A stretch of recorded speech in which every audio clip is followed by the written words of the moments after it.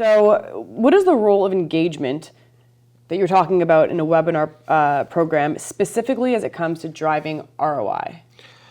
Okay, so first and foremost, the webinar provides an incredible opportunity for engagement. I say opportunity because for years the webinar has followed this process of being 45-minute presentation followed by 15-minute Q&A.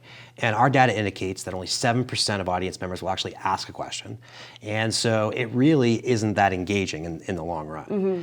But that being said, it offers a great amount of possibility for engagement if it's done the right way. And so when your audience is engaged, when they are asking questions, when they are participating in the webinar, you can draw a straight line to the idea that they've got something going on in their business that this webinar is addressing. So the great case study that's available in the resource section on HubSpot talks about how they made a decision that they were going to focus on engagement, right? And then they were going to track said engagement. And in doing so, they increased their marketing qualified leads from their webinar program by 36%. The reason I love this case study is that HubSpot, before they started working on the Elite platform, they were already one of those top 9%ers. They were getting over 1,000 viewers. Anyone who's visited their website knows how great they are at marketing, and content. And so it's no surprise that they had a following. But it was about how to get more ROI and how to drive more. And so they decided to focus on engagement. So what does that mean and what does that look like? Mm-hmm. So if I was to distill engagement down in webinars, to a tagline, if you will, it would be that format plus choice equals engagement. So we on the Better Webinars desk, on this desk, whenever we always do a conversational format or an interview. This is a presentation I've delivered in boardrooms and in one-on-one meetings for the past couple of months, and it's always me delivering it in 20 minutes didactically. Sure. In a webinar, I don't have the chance to stop and asking all of you if you want to hear more or what you're thinking about it. And so we have a conversational format which hopefully will bring the audience in and allow them to feel that they can ask questions. So in that format, we also suggest that we go to a question early. I think you went to an audience question maybe after you even asked me my first question. You were already at audience. Yeah. That's you creating trust with this audience that if they ask a question, you're going to try and get the answer.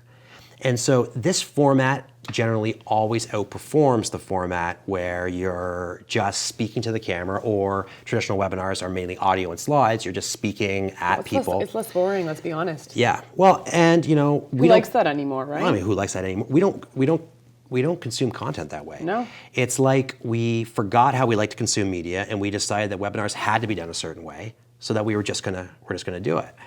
So the interview is the simplest one, the interview technique. There's many different formats for a show. Just look at CNN or ESPN and you can come up with all kinds of different ideas, but the interview is the easiest way. And when we've applied that to customers' webinar programs, it's improved engagement. And what it's done is it's improved the number of questions that are asked and the amount of interactions that the audience has with us.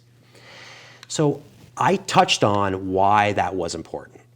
And I did so because I said that if you measure engagement, you can draw straight lines between the viewer's interest in your topic and what's going on in their business. So that comes down to measuring engagement, right?